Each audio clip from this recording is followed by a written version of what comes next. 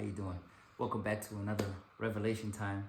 I wanted to do I'm gonna call this one 3.5 of the special episode. It's not necessarily episode 4, it's 3.5 because I acknowledge, right, that in my previous video, I didn't articulate well what I was trying to explain, right?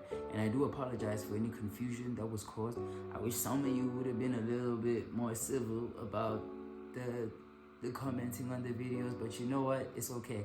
I appreciate being rebuked whenever what I'm saying doesn't make sense.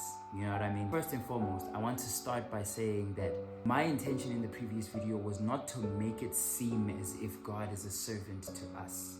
No, that is not what I was trying to say. Everything that happens is for the glory of God and for the good of those who love Him, right? But there's a reason why I said for the glory of God first, because that's at the top. You get what I mean? God is God. He is the one who is deserving of all the glory. He is righteous. He is good. You understand what I'm saying? And that's why He literally had to come down in flesh.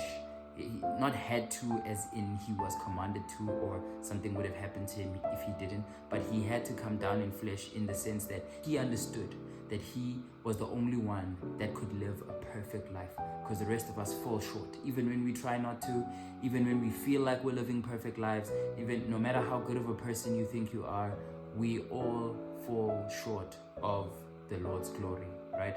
Like Mark chapter 10 verse 43 to 45 says, when the Lord came down in flesh, right, it basically talks about being humble and being servants to one another. Because when the Lord came down in flesh, right, in the form of Jesus Christ, right, He also did not come to be served, but to serve others. And that isn't Him serving others because He's lower than anybody else. No.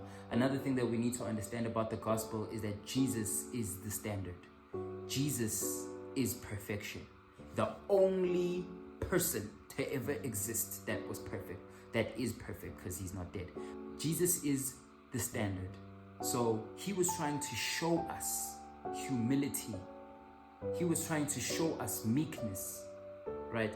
He was trying to show us that we need to be lowly, we need to be humble, right? We need to serve each other, because He, being God, literally with all authority in all heaven and all earth, being absolutely entirely divine, came to serve people through His death and through the way that He lived, which is just mind-blowingly amazing. Like how good of a God do we serve?